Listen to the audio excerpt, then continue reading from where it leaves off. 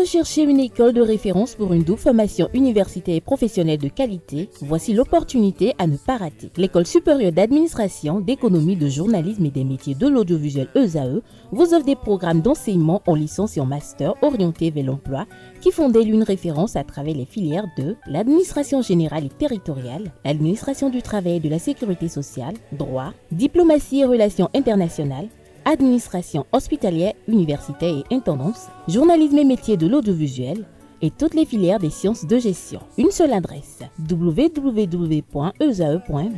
Rendez-vous dès maintenant sur nos campus ESAE Bedjromende au numéro 90 93 65 21 ou au numéro 98 98 14 00. Paracourt sur le numéro 52 46 12 12.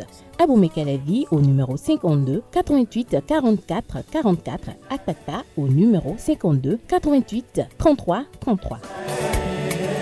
ESAE, l'excellence a un nom. Le panel de discussion, Carles Kitoumé, bonjour. Bonjour. Merci d'être là. Bonjour à nouveau Romaric Diesgo-Bouenou. Bonjour. Bonjour à nouveau Nasrine Fatoumbi. Bonjour à nouveau à Quentin Komla-Mousso. Alors l'histoire est la suivante, mes parents sont des croyants fervents, tout a commencé lorsque j'étais très malade il y a plus de 5 ans. J'étais traîné d'hôpital en hôpital et mon père ne voulait même pas entendre parler de la religion. Puis ma grand-mère a proposé que son pasteur vienne prier pour moi à l'hôpital. Ce jour s'est produit un miracle, le pasteur a prié pour moi, m'a oint et la minute d'après j'étais guéri. Depuis ce jour, mes parents sont devenus les plus grands croyants que je connaissais.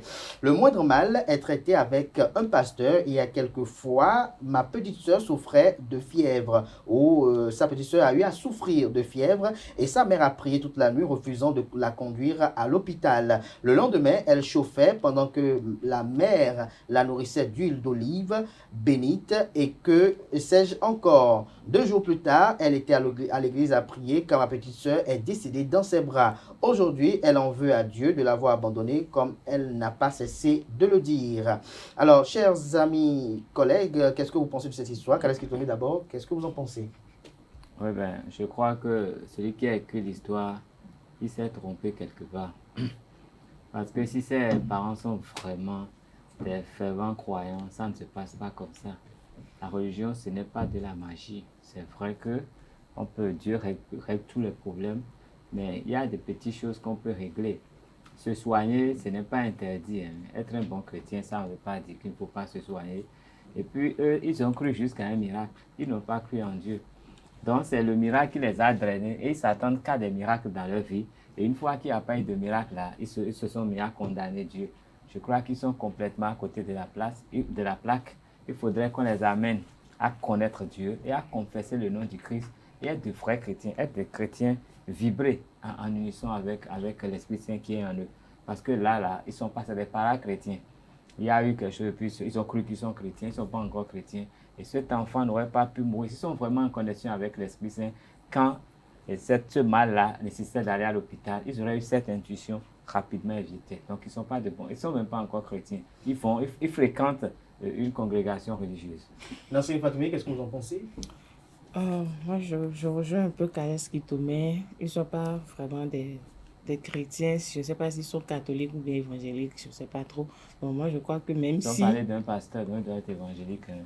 Même si ils ont dû avec eux, n'empêche d'amener la petite à l'hôpital. Même si en temps, c'est l'hôpital qui leur recommandait de joindre la prière à la Tchenou. Est-ce que l'hôpital leur recommande cela? Non, même si...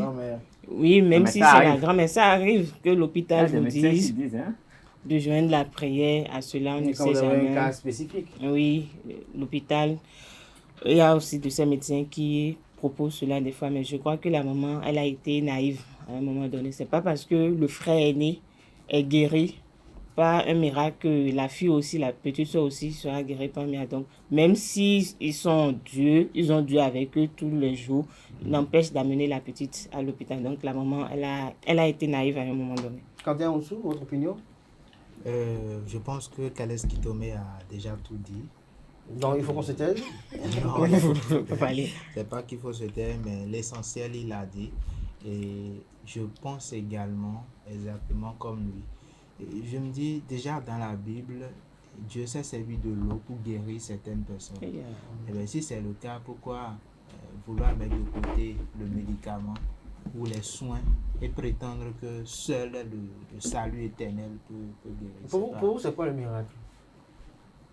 Le miracle, c'est d'abord ce qui est atypique, ce qui sort de l'ordinaire, qui se produit très rarement. Pour moi, c'est ce que ça veut dire un miracle. Est-ce que vous avez été victime une fois de miracle dans votre vie? Victime. Victime. Oui. Est-ce que vous avez été sujet d'un miracle? Est-ce que vous avez subi un miracle une fois? On m'a raconté une histoire selon laquelle c'est possible. Est-ce que vous avez vécu un miracle une fois? Non.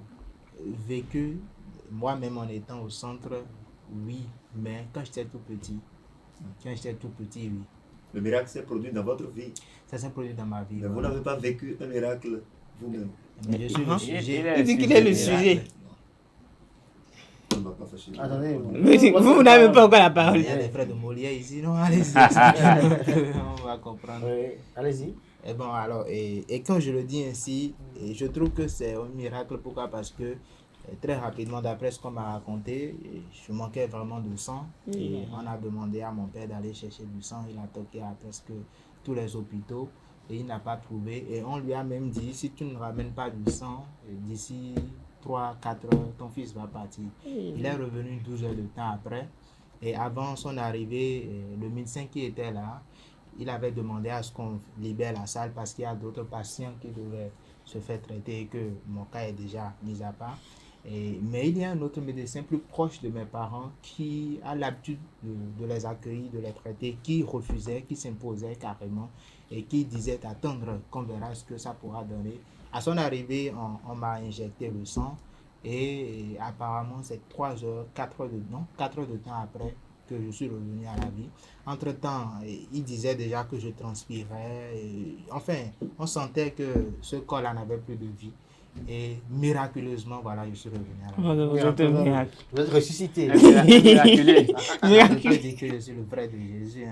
Miraculé. Alors dites-nous, avec Jesse Bogwenou, ce que vous pensez de cette histoire. Alors, tout de suite, je dirais qu'il ne faut pas occulter le fait que des miracles puissent se produire, parce qu'on y croit réellement. J'ai appris quelque chose, moi, c'est que la formule du miracle, c'est la foi plus l'action. Et donc, si vous avez la foi, vous ne faites pas accompagner cette foi par l'action, ça ne va pas se produire. Alors, moi, je crois que ces parents-là, ils sont des croyants, d'accord? Mais leur foi est assez sur le fait que leur premier garçon a été guéri par le pasteur, par l'église et tout. Et donc, c'est pas le pasteur. Hein. Et donc, par l'église, par la prière. C'est pas l'église qui guérit. Par l'onction divine. C'est le Tout-Puissant qui guérit. Donc, moi, je crois que leur foi n'est pas assez sur le fait que c'est Dieu qui guérit, en fait, que c'est la puissance divine. Est-ce que vous pensez pas qu'ils ont foi en ce que la guérison n'est pas de ressort de l'hôpital, puisqu'ils ont eu à vivre déjà une expérience et que cette expérience les amène à peut-être croire bêtement. C'est ça, je dis. Ils ont la croyance, mais ils n'ont pas la foi. Et même à côté de leur croyance, ils n'ont pas l'action. Parce que vous imaginez, moi j'ai été une fois mordu par un chien. J'étais allé travailler dans une maison, 2 chiens m'ont attaqué, tout de suite ils m'ont blessé, n'importe comment. Vous avez eu quelle attitude? Non, mais tout de suite. Quelle était votre attitude de la maison? Vous avez escaladé le mur? Non, c'était la deuxième fois que je venais dans la maison. Je venais de prendre un contrat dans la maison. Et donc les enfants m'ont ouvert le portail. Vous étiez répétiteur? J'étais répétiteur. Les enfants m'ont ouvert le portail. C'est normal si vous avez une démarche qui n'est pas ordinaire à la maison ou habituelle à ceux de la maison. Non, mais si vous êtes des chiens qui ne vous connaissent pas. Et puis les chiens tout dépend de ce que vous avez. Les enfants sont arrivés ouvrir le portail. Vous avez peut-être mis des mains fumées, c'est possible. Les enfants sont arrivés ouvrir le portail. Oui. D'accord? Moi, j'ai trimballé la moto dans la maison. Au moment où je trimballais la moto, donc vous pouvez trimballer. C'est pas un sac. Mais j'ai trimballé la moto pour rentrer dans la maison. Et donc, lorsque j'ai garé, je suis rentré, les enfants m'ont devancé maintenant pour aller chercher leurs effets. La maison est constituée essentiellement de fleurs, d'arbustes dans la maison. Donc, les chiens étaient cachés dans les fleurs. Voilà. Donc, voilà, le temps d'aller garer mon engin, ils m'ont déjà attaqué. Donc, vous imaginez. Ils vous ont mordu où? Au pied. Je vois. C'était gentil, ça. C'était vraiment gentil. Donc, 2 chiens, vous imaginez, 2 chiens. Vous imaginez. Et puis, c'était pas des chiens ordinaires, c'était pas des chiens qu'on voit ici. C'était vraiment des chiens. C'était vraiment des chiens. Et vous imaginez. C'était vraiment des chiens. Donc, vous avez été sauvé par un miracle. J'étais enseignant catholique. Donc, j'aurais pu dire, bon, voilà. Être enseignant catholique, c'est que tu es ancré, quoi. Tu pratiques la religion. J'aurais pu dire, j'allais lire tous les matins à l'église avant de commencer le travail. Vous imaginez, je me dis, bon voilà, j'ai la foi, la croyance, j'ai la religion ici. Seigneur Jésus-Christ, Seigneur Jésus-Christ, sauve-moi. Soigne-moi. Je vais mourir. Alors, et le 3e jour, les collègues me disaient, Maître Omar, vous allez mourir maintenant. C'est-à-dire qu'ils étaient en train de me frustrer, quoi. Et vous imaginez, je m'étais concentré sur le fait que vous êtes allé à l'hôpital après ça? Non, mais tout de suite, là, d'abord, je suis allé prendre l'injection. Sérum très rapidement. Voilà, pour pallier à ça. Sinon, donc maintenant, vous croyez au miracle? Je crois au miracle lorsque le miracle, j'ai dit tout à l'heure, la formule du miracle, c'est la foi plus action. Même si tu vas à l'église, tu vas à un examen, tu vas dormir 50 jours avant ou bien 40 jours. Comme Jésus dans le désert, et pensant que tu ne vas pas apprendre et réussir, tu vas échouer. Parce que tu n'as pas fait accompagner ton miracle-là par l'action. Merci à vous, Marie. Alors, est-ce que quelque part on ne peut pas dire que cette attitude de la maman pourrait se justifier par l'épreuve qu'elle a traversée? Peut-être qu'elle n'a pas su contenir ses émotions suite à cette épreuve traversée. Non, mais j'ai pas envie d'être malpoli. Sinon, je vais utiliser des mots qui vont pas être bien. Mais comment est-ce que vous avez votre enfant? On sait que quand il y a la fièvre, il y a quand même des remèdes, des palliatifs très simples pour la fièvre. Donc, il faut commencer par là. Toutes les maladies n'ont pas les mêmes sources, n'ont pas les mêmes origines. Si l'aîné a été guéri suite à l'action d'un pasteur, ça veut dire que cette maladie est plutôt d'origine spirituelle. Donc, les soins médicaux n'ont pas pu guérir et il a fallu l'intervention divine. Il a fallu qu'on implore la grâce divine pour qu'il soit guéri. Rien ne dit que c'est le cas. Rien ne dit que c'est le cas pour la petite sœur. La petite sœur, elle est mal en point. Je crois que quand la petite sœur est mal en point, il faut toujours commencer par appliquer les thérapies qu'on connaît. Et c'est quand maintenant les thérapies ne vont pas qu'il faut savoir que c'est spirituel et y aller. C'est vrai qu'on peut commencer à prier en même temps, mais quand un enfant présente, je ne sais pas, fait des malaises, il y a forcément, tout le monde, chaque famille a quand même une petite trousse médicale, une petite boîte médicale. Et qu'est-ce qu'on fait? La boîte médicale là, c'est que quand l'enfant a quelque chose, si l'enfant est blessé, on sait qu'on a quelques produits là pour panser la plaie. Si l'enfant a mal à la tête, il y a quelques produits qu'on lui donne quand même à prendre. Quand il a mal au ventre, il y a de petites choses qu'on fait à la maison. Donc, tout devait commencer par là avant d'accompagner ça de la prière. Mais quand on refuse carrément de faire tout ça et on s'en remet à la prière, ça peut... Il y a des églises où on dit on ne va pas à l'hôpital, c'est interdit. Mais vous savez, quand... Oui, il y a des églises comme ça.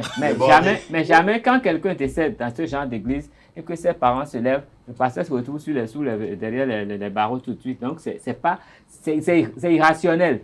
Je ne vais pas dire que c'est des sots, mais quelque chose ne va pas chez elle. Sinon, elle ne peut pas réagir comme ça. Abandonner l'enfant, prier Dieu, oui, mais au moins, il doit faire quelque chose. Et quand un enfant fait de la fièvre, la première chose, c'est de lui refroidir le corps. Utiliser ce qu'il y a à proximité. Moi, je ne dirais pas qu'elle n'est pas normale. Moi, je ne dirais pas qu'elle n'est pas... C'est une personne bornée. Bornée dans ce sens où c'est ce que le pasteur... Bornée, c'est normal. Est-ce qu'elle est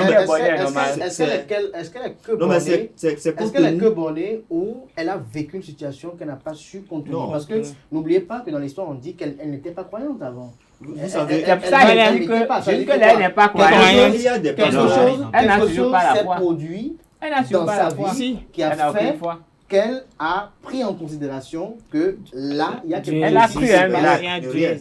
Elle n'a pas cru à ça. Si. Elle a cru. Quoi, en quelque chose, c'est quoi? Elle a cru au propos du pasteur. Si elle avait cru au propos du pasteur, elle allait peut-être se confier exclusivement au pasteur. Je vous explique, c'est tout simple. Pas qu'elle va prier. Il y a des gens, d'accord? Il y a de ces personnes-là que vous voyez nuit et jour, d'accord? À l'église. En griffe évangélique. D'accord? Ne stigmatisez pas de confession religieuse. Je retire. On va prendre en considération cette Que déclaration. ça va bien se passer. Vous savez, il y a de ces personnes-là qui sont à l'église nuit et jour. Et juste à cause de ce que dit le pasteur, en fait, ces personnes-là marchent selon les propos du pasteur. Le pasteur a dit de ne pas manger le matin avant 10 heures. Je ne mange pas avant 10 heures, alors que je sais que je fais l'ulcère. Et parce que le pasteur a dit ça, je ne mange pas avant 10 heures. Et je meurs, le pasteur va encore prier sur moi, va m'enterrer.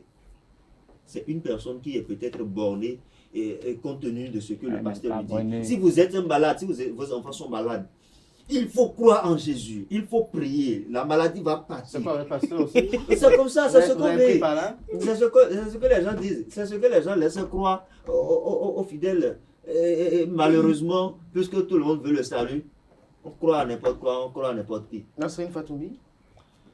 Bon, moi, je ne sais pas quoi dire. Bon, je crois que la dame, elle va quand même reconnaître son erreur. Elle aura des regrets. Oui, elle aura des regrets, elle va reconnaître son erreur. Ce n'est pas parce que l'autre, comme je l'ai dit à l'entame de mes propos, l'autre a été guéri par un miracle que celle-ci aussi. Peut-être l'autre, comme Kalès l'a dit, il était sous l'effet spirituel et la parole de Dieu l'a guéri. Qui sait? Donc, moi, je vois que tout ce qui arrive, il y a toujours Dieu dedans quand même. Donc, peut-être l'enfant n'était pas destiné à rester en vie aussi longtemps que ça. Donc, on ne sait. Est-ce que pour vous, quand tu es à Moussou, le jeune homme doit en vouloir à sa mère pour n'avoir pas pris des initiatives qui visent à soigner sa soeur? Inconsciemment, il le fera. Parce que ça vient inconsciemment et involontairement, il le fera. Même si on lui demande de ne pas le faire, il le fera parce qu'à un moment donné, il va forcément se dire, c'est à cause de maman que ma soeur est décédée. Donc, sans le vouloir, même si lui-même il lutte dans son fort intérieur, il va en vouloir à sa maman. Et en partie, sa maman est responsable. Mais ce n'est même pas en partie, entièrement, elle est responsable de ce qui est arrivé. Moi, je me rappelle, j'ai déjà été souffrant à plusieurs reprises, surtout l'année dernière. Dieu m'a fait grâce cette année, pas du tout. Et je me retrouve... en même temps. Oui, et je pense que c'est une manœuvre et c'est, je vais dire, une machine qui est en marche, donc il y aura plus de maladies. Amen. J'y crois. Alors, je me suis déjà retrouvé sur le lit à la maison, mais pendant que je reçois les soins, juste après les soins, on prie pour moi, ou bien avant ça, on prie pour moi. Mais ça ne veut pas dire que je ne vais pas accepter les soins. Moi, je n'aime pas aller dans les hôpitaux. Je préfère recevoir les soins à la maison, le traitement qu'il faut à la maison, sauf si il n'y a pas le matériel qu'il faut pour se déplacer à la maison.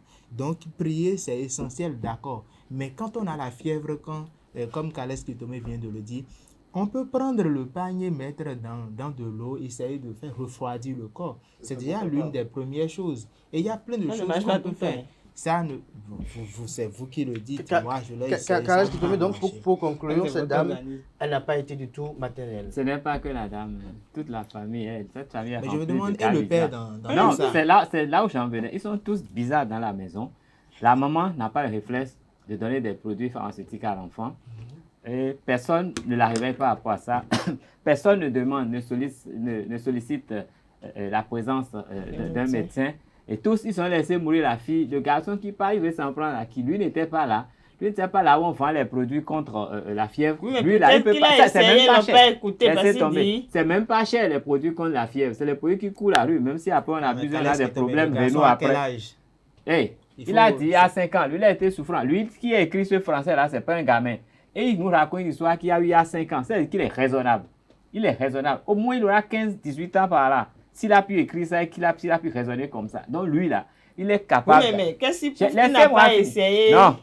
Il n'a jamais mentionné qu'ils ont essayé quelque chose. Lui pouvait aller acheter rien que du Kinal, paracétamol, n'importe quoi, pour donner à sa petite soeur. Mais ils sont tous restés là à regarder la fille. Et puis, la maman était à l'église quand la fille était décédée. Qui était là? Donc, eux, ils ont vu mourir leur soeur. Quand même, ils ne sont pas bien dans la famille. Merci à vous, Kalès Kitomé. Nassini, pour conclure. Non, je n'ai plus grand-chose. Vous n'avez plus grand-chose à dire, Quentin Amoussou? Je suis d'accord avec Alex Kitomé. Je suis déjà à la maison une fois quand j'ai vu mon cousin courir, venir vers nous, encore appeler mon père en lui disant que papa et maman se battent à la maison de venir. Et les parents ne savaient pas que leur enfant a fait appel à nos parents. Aller chercher du secours. Aller chercher du secours. Donc je pense que tous autant qu'ils ils en sont responsables et ils ne peuvent s'en prendre qu'à eux-mêmes. Oui, Romaric, moi, je conseillerais à nos chers amis internautes que rien ne proscrit le fait que l'on s'intéresse aux soins médicaux, même si l'on est spirituel ou bien très religieux. Rien ne proscrit le fait qu'il faut accepter les soins médicaux. Il ne faut pas juste marcher selon les paroles des hommes que représentent nos religieux. Et voilà, et vivre selon ces propos-là pour ramasser des pots cassés, parce que là c'est l'irréparable qui est déjà commis. Donc mais c'est pas le pasteur qui l'a interdit d'aller à l'église. Non, mais le pasteur aurait pu le dire, d'accord. Non, mais lorsqu'ils sont allés à l'église pour prier pour un enfant malade, le pasteur aurait pu le dire. Qui est resté à la maison. Donc le pasteur ne connaît pas l'état de l'enfant qui est à la maison. L'enfant était à la maison. Oui, elle était à l'église quand l'enfant est décédé. Disait bien. Non, dit. L'enfant est décédé dans les bras. Que la maman était à l'église. Dans les bras de ma soeur. Le pasteur priait pour qui? Le pasteur priait pour l'enfant qui est malade et qui se retrouvait à la maison. Mais le pasteur aussi, il aurait pu dire à la dame, parce que c'est un sujet qu'il a amené, il aurait pu lui dire, envoyez l'enfant à l'hôpital.